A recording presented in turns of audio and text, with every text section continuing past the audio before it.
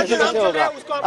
अभी कल हमारी 4 तारीख है मीटिंग यहाँ पर हमारी है भाजपा विधानसभा दल की, उसमें ये तय होगा। वर्षा में आज मीटिंग की नहीं, आज सीएम साहब आज कुछ तो भी 2 बजे पहुंच रहे, 2 या 3 बजे पहुंच रहे हैं। 6 दिसंबर को लेकर उनकी एक बैठक वहां पर रखी गई है, उसके बाद में हम उनके साथ मिलकर बातचीत करेंगे।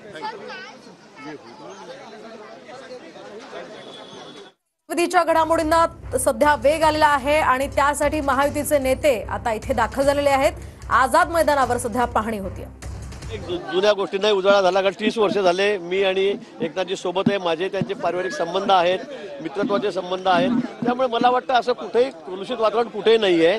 तब्येत खराब होती, 4-5 दिवस झाले म्हणून ते घरामध्ये आहेत, ही गोष्ट नक्की आहे। मला वाटतं आज ते दुपारी वर्षावर येतील।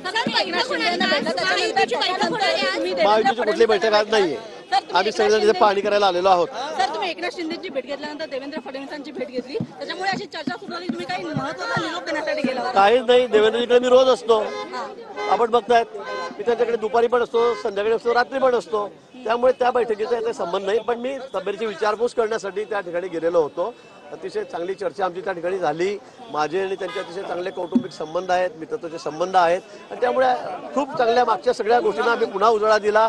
2.5 वर्षातल्या कामाच्या बाबतीमध्ये सुद्धा, अनेक निर्णयांच्या बाबतीमध्ये सुद्धा आमची चर्चा त्या ठिकाणी झाली। पुन्हा एकदा संकटमोचक म्हणून भूमिका बजावली का एकनाथ शिंदे यांची? नाही, काही संकटमोचकाची भूमिका नाही, मी ते सांगतो की मी तब्येतीची विचारपूस करण्यासाठी त्यांच्याकडे गेलेलो होतो। याआधी देखील उद्धव ठाकरेंच्या वेळेला तुम्हीच तिकडे होतात, आता देखील तुम्हीच आहात, त्यामुळे चर्चा वाढलेल्या पाहिजे। योगायोग बनवाया सगळ्या गोष्टींचा काय सांगू। चला आता जरा साईड द्या।